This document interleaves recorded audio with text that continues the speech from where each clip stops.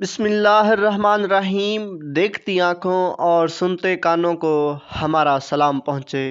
سن 1595 کا ایک دن سلطنت عثمانیہ اپنے عروج پر ہے۔ یہ وہ دن ہے جب اس وقت کی سپر پاور کا اقتدار سلطان مراد سوم کے انتقال پر ان کے بیٹے محمد کو مل چکا ہے، جو اب سلطان محمد سوم ہیں۔ لیکن اس دن کو تاریخ میں جس وجہ سے یاد رکھا جاتا ہے وہ شاید استنبول میں شاہی محل میں نئے سلطان کی آمد سے زیادہ وہاں سے 19 شہزادوں کے جنازوں کا نکلنا تھا۔ یہ جنازے نئے سلطان محمد سوم کے بھائیوں کے تھے، جنہیں سلطنت میں اس وقت رائج بھائیوں کے قتل کی شاہی روایت کے تحت نئے سلطان کے تخت پر بیٹھتے ہی باری باری گلا گھونٹ کر ہلاک کر دیا گیا تھا۔ سلطنت عثمانیہ کی تاریخ پر مبنی کتاب لارڈز آف دی ہورائزن، مشرق اور مغرب کے آقا میں مصنف جیسن گڈون نے تاریخ کے مختلف ذرائع کے حوالے سے شہزادوں کی ہلاکت کی روداد بیان کرتے ہوئے لکھا ہے کہ شہزادوں کو ایک ایک کر کے سلطان کے سامنے لایا گیا۔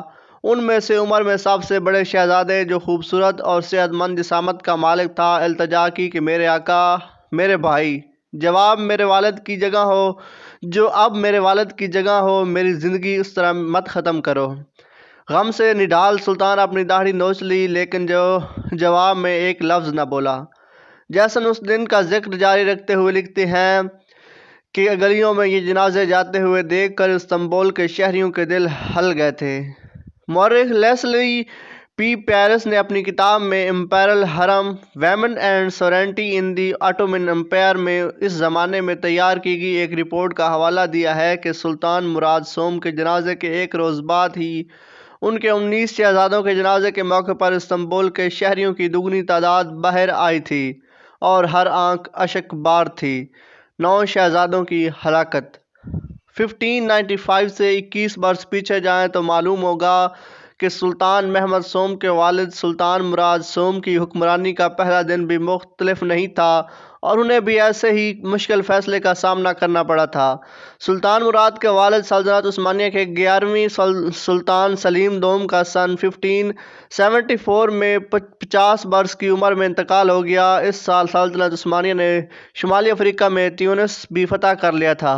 سلطنت کی باغ ڈور ان کے سب سے بڑے بیٹے مراد سوم کے ہاتھ آئی، جو اپنے بعد والے بھائی سے 20 سال بڑے تھے اور ان کی جان نشینی کو بظاہر کسی سے خطرہ نہیں تھا۔ لیکن پھر بھی فنکل لکھتی ہیں انہوں نے اپنے تخت نشینی پر اپنے سب بھائی مروا دیے اور جنہیں پھر اپنے والد سلطان سلیم دوم کے پہلو میں دفن کیا گیا۔ مورخ کیرولائن فنکل اپنی کتاب عثمان کا خواب، سلطنت عثمانیہ کی کہانی 1323 میں سلطان سلیم دوم کے یہودی طبیب ڈومینیکو ہیرو سولیمیتانو کے حوالے سے شہزادوں کی ہلاکت کا پس منظر کچھ یوں بیان کیا: لیکن سلطان مراد، جو بہت رحم دل تھے اور خون بہانا برداشت نہیں کر سکتے تھے، 18 گھنٹے انتظار کیا۔ اس دوران وہ تخت پر بیٹھے اور نہ ہی شہر میں اپنی آمد کا اعلان کیا اور اپنے 9 بھائیوں کی جان بچانے کے لیے طریقوں پر غور کرتے رہے۔ سلطنت عثمانیہ کے قانون کی خلاف ورزی کے ڈر سے انہوں نے روتے ہوئے اپنے خاص طور پر اس کام کے لیے تیار کیے گئے گونگے بہرے اہلکاروں کو شہزادوں کا گلا گھونٹ کر ہلاک کرنے کے لیے روانہ کر دیا، اور اس کام کے لیے ان اہلکاروں کے انچارج کو اپنے ہاتھوں سے 9 رومال دیے۔ مراد اور محمد کے بھائی کی چھوٹی چھوٹی قبریں بتاتی ہیں کہ سلطنت میں اس افراتفری سے بچنے کی کیا قیمت ادا کی گئی جو اکثر کسی نئے سلطان کی تخت نشینی کے وقت پیدا ہوتی تھی۔ بھائیوں کے قتل کے قانون کا پس منظر کیا تھا؟ درجنوں شہزادوں اور شہزادیوں کو ان ہلاکتوں کی قابل ذکر بات یہ ہے کہ یہ شہزادوں کا مارے جانا کسی بغاوت یا کسی اور جرم کا نتیجہ نہیں تھا، بلکہ ان میں سے کچھ تو غلطی کرنے کے قابل بھی نہیں تھے۔ جس قانون یا روایت کے تحت ان شہزادوں اور شہزادیوں کو ہلاک کیا گیا، اس کی بنیاد تقریباً 100 سال قبل 15ویں صدی میں سلطان محمد دوم کے دور میں رکھی گئی تھی، جنہوں نے سن 1481 میں اپنی موت سے چند برس قبل ہدایت دی تھی جس کے تحت نیا سلطان اپنے بھائیوں کو ہلاک کر سکتا تھا۔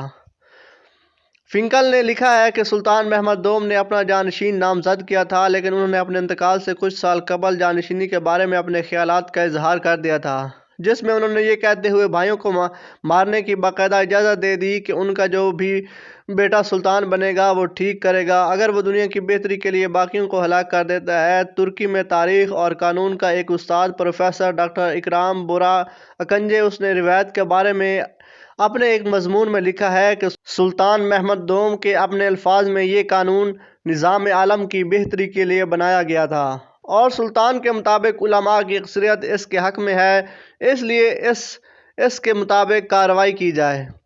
ڈاکٹر اکرام کا یہ مضمون ترکی کے اخبار روزنامہ صبا کی ویب سائٹ پر شائع ہوا تھا۔ ڈاکٹر اکنجے لکھتے ہیں، بے شک بھائیوں کے قتل کا قانون عثمانوی تاریخ کی سب سے متنازع موضوعات میں سے ایک ہے۔ سلطنت کی تاریخ میں کئی بار اس طرح کے واقعات ہوئے جن میں سے زیادہ تر کو جائز سمجھا گیا، لیکن کچھ ہلاکتیں قتل ایسے بھی ہوئے جنہیں غلط سمجھا گیا اور تنقید کی گئی۔ انہوں نے مزید لکھا ہے کہ کسی شہزادے کے مارے جانے کے لیے اس کا کچھ غلط کرنا ضروری نہیں تھا، اور کئی بار صرف اس خطرے کی بنیاد پر ہلاکت کو جائز سمجھا گیا کہ وہ شہزادے کے مستقبل میں بغاوت کر سکتے ہیں، لیکن سلطان محمد دوم نے اس قانون کی ضرورت کیوں محسوس کی، اس کو سمجھنے کے لیے ہم ایک واقعے کی مدد لے سکتے ہیں۔ اس کے لیے ہمیں عثمانوی سلطنت کی تاریخ میں تقریباً 70 برس مزید پیچھے جانا ہوگا، جب جولائی 1402 میں انقرہ کے قریب عثمانوی حکمران سلطان بایزید اور سلطان تیمور لنگ کے درمیان ایک بڑی جنگ ہوئی۔ تیمور لنگ اور سلطنت عثمانیہ کیرولائن فنکل لکھتی ہیں کہ تیمور لنگ جب اپنے گھر سے جنگی مہمات پر روانہ ہوئے تو اس کے 30 برس کے بعد وہ چین اور ایران سے ہوتے ہوئے اناطولیہ میں عثمانوی سلطنت کے علاقے تک پہنچے۔ فنکل لکھتی ہیں کہ تیمور لنگ اپنے آپ کو چنگیز خان کا وارث سمجھتے تھے اور اسی بنیاد پر ان کے خیال میں اناطولیہ، سلجوق، منگول علاقوں پر ان کا حق تھا۔ انہوں نے اناطولیہ کی مختلف ریاستوں جو اس وقت تک عثمانی سلطنت کے زیر اثر نہیں آئی تھیں کے درمیان اختلافات کا فائدہ اٹھانے کی کوشش کی، لیکن عثمانوی سلطان بایزید کی نظر میں انہیں ریاستوں پر تھی، اور اس کے نتیجہ میں فنکل بتاتی ہیں کہ یہ نکلا۔ تیمور لنگ اور بایزید کی فوجیں 28 جولائی 1402 کو انقرہ کے قریب آمنے سامنے آ گئیں۔ اس جنگ میں سلطان بایزید کو شکست ہوئی اور اس کے بعد زیادہ دیر زندہ نہیں رہے۔ ان کی ہلاکت کیسے ہوئی اس کے بارے میں فنکل لکھتی ہیں کہ کئی آراء ہیں، لیکن آج کے موضوع کے حوالے سے اہم بات یہ ہے کہ سلطنت عثمانیہ ایک مشکل دور میں داخل ہو گئی۔ اگلے 20 برس تک سلطنت عثمانیہ کو خانہ جنگی کی وجہ سے شدید تباہی اور بربادی کا سامنا کرنا پڑا۔ ڈاکٹر کنجے لکھتے ہیں کہ بایزید اول کے چاروں بیٹوں کو اپنے ہزاروں حامی تھے اور برسوں تک آپس میں لڑتے رہے۔ خانہ جنگی کے آخر میں سلطان کا سب سے چھوٹا بیٹا محمد اولد اپنے بھائیوں کو شکست دے کر 1413 میں سلطنت عثمانیہ کا واحد وارث بنا۔ سلطان محمد اول کو سلطنت عثمانیہ کو اپنے والد سلطان بایزید کے دور میں جو حدود تھیں ان تک بحال کرنے کے لیے مزید کئی سال جدوجہد کرنی پڑی۔ اسی دوران نئے سلطان اور تیمور لنگ جو وفات پا چکے تھے کے بیٹے شاہ رخ کے درمیان خطوں کے ذریعے ایک دلچسپ مکالمہ ہوا جو ہمارے آج کے موضوع پر روشنی ڈالتا ہے۔ کیرولائن فنکل لکھتی ہیں کہ 1416 میں شاہ رخ نے سلطان محمد اول کو خط لکھا اور اپنے بھائیوں کو ہلاک کرنے پر احتجاج کیا، تو عثمانی سلطان کا جواب تھا کہ ایک ملک میں 2 بادشاہ نہیں رہ سکتے، ہمارے دشمن جنہوں نے ہمیں گھیرا ہوا ہے ہر وقت موقع کی تلاش میں رہتے ہیں۔ یہاں یہ بات قابل ذکر ہے کہ سلطان بایزید خود اپنے بھائیوں کو ہلاک کروانے کے بعد تخت پر بیٹھے تھے۔ سن 1389 میں سلطنت عثمانیہ کے تیسرے سلطان مراد اول سربیا کے خلاف جنگ کے دوران ہلاک ہو گئے تھے۔ اس موقع پر شہزادہ بایزید نے اپنے بھائی کو مروا کر سلطنت کا انتظام سنبھال لیا تھا۔ فنکل لکھتی ہیں کہ شہزادہ بایزید کے ہاتھوں ان کے بھائی شہزادہ یعقوب کا قتل عثمانی خاندان میں بھائی کا پہلا قتل ہے جس کا ریکارڈ موجود ہے، تاہم انہوں نے مزید لکھا ہے کہ یہ واضح نہیں ہے کہ یہ قتل وہی میدان جنگ میں اپنے والد کی ہلاکت کی اطلاع ملتے ہی انہوں نے کروایا تھا یا چند ماہ بعد کیا گیا۔ تاہم عثمانی یہ جنگ جیت گئے تھے اور سربیا کی تابع ریاست بن گئی تھی۔ بھائیوں کو قتل کرنے کی روایت کا خاتمہ۔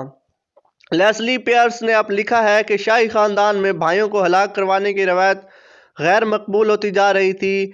شروع میں اس روایت کو اقتدار کی وحدانیت برقرار رکھنے کے لیے برداشت کیا گیا تاکہ حکمران کو کسی چیلنج کا سامنا نہ کرنا پڑے۔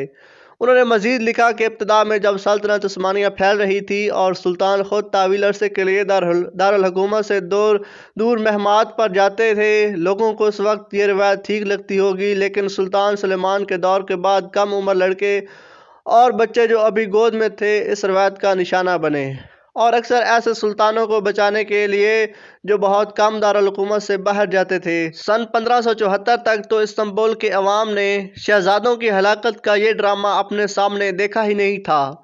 مورخ پیئرس لکھتی ہیں، کسی نئے سلطان کے سب بھائیوں کا ایک ساتھ مارے جانا اور محل سے ایک ساتھ جنازوں کا نکلنا، جن میں سے کچھ بہت ہی چھوٹے تھے، دیکھ کر لوگوں کو لگا ہوگا کہ یہ سب پرانے زمانے کے لیے تھا۔ انہوں نے اپنی کتاب میں بھائیوں کو ہلاک کروانے کی اس روایت کا ذکر کرتے ہوئے اس کے خاتمے کے مختلف پہلوؤں پر تفصیل سے بات کی ہے۔ محمد سوم کے بعد سلطان احمد اول تخت نشین ہوئے، لیکن انہوں نے اپنے بھائی کو دباؤ کے باوجود ہلاک نہیں کروایا، لیکن یہ روایت اس وقت مکمل طور پر ختم نہیں ہوئی۔ تاریخ سے معلوم ہوتا ہے کہ سلطان احمد اول کے 7 بیٹوں میں سے 4 ان کے تخت پر بیٹھنے والے 2 بیٹوں سلطان عثمان دوم اور سلطان مراد چہارم کے حکم پر مارے گئے۔ ڈاکٹر اکرام نے لکھا ہے کہ جب سلطان احمد اول کا انتقال ہوا تو ان کی جگہ ان کا بھائی تخت نشین ہوا، حالانکہ ان کے بیٹے موجود تھے۔ یہ پہلا موقع تھا کہ ایک سلطان کی موت کے بعد ان کی جگہ ان کے بھائی نے لی۔ اگر ویڈیو اچھی لگی ہو تو پلیز ویڈیو کو لائک کر دیجیے گا، اور ابھی تک آپ نے ہمارے چینل کو سبسکرائب نہیں کیا تو پلیز چینل کو بھی سبسکرائب کر دیجیے گا۔ نیکسٹ ویڈیو تک اپنا بہت سارا خیال رکھیے گا۔ اللہ حافظ۔